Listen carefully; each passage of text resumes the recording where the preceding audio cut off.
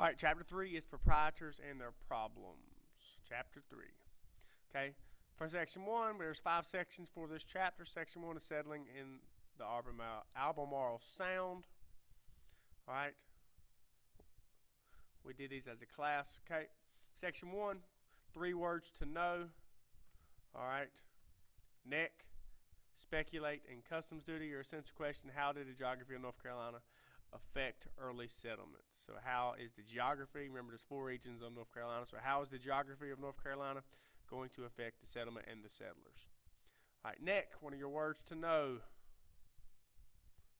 Okay, it's just like a peninsula. We know a peninsula is a piece of land surrounded by water on 3 sides.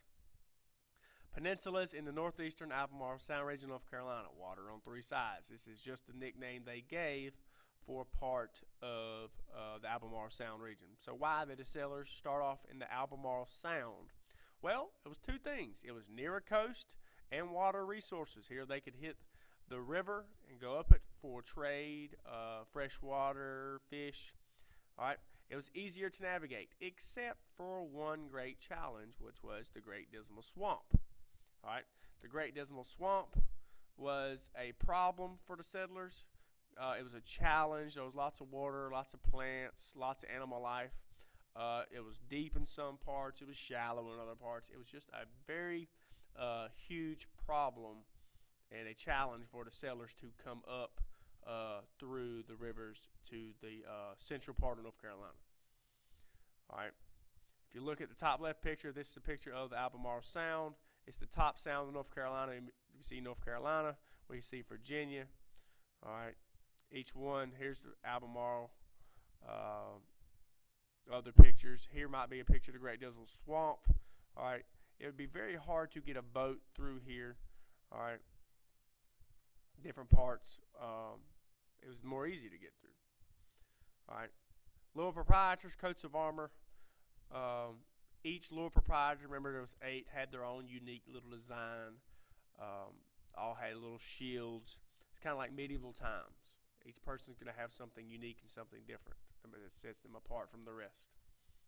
All right. Farming, tobacco, and make sure you know this. Tobacco is the main source of income in North Carolina. All right.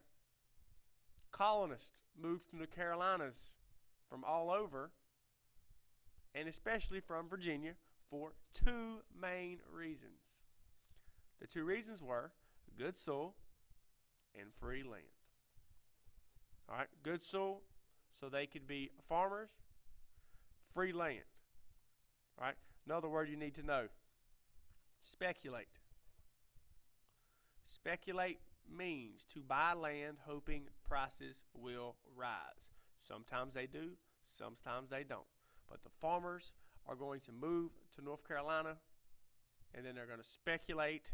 You buy land. You hope prices will rise. You hope the economy will rise, all right, and then makes you money. All right.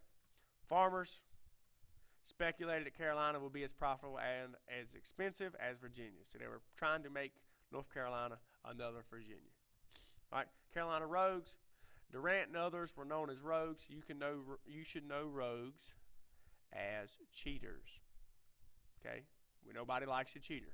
They were cheaters because they transported tobacco and other crops without paying taxes. Remember, the lower proprietors were the main people who were trying to get taxes from the colonists. No taxes were paid because England did not own the Carolinas yet. All right, that is section 1. Your questions you should definitely know. Where were the first settlements in North Carolina? Hint, hint, Albemarle Sound. In what ways did geography influence settlement in North Carolina? What are the rogues, and why were the North Carolinians considered to be rogues? All right, and that is section 1.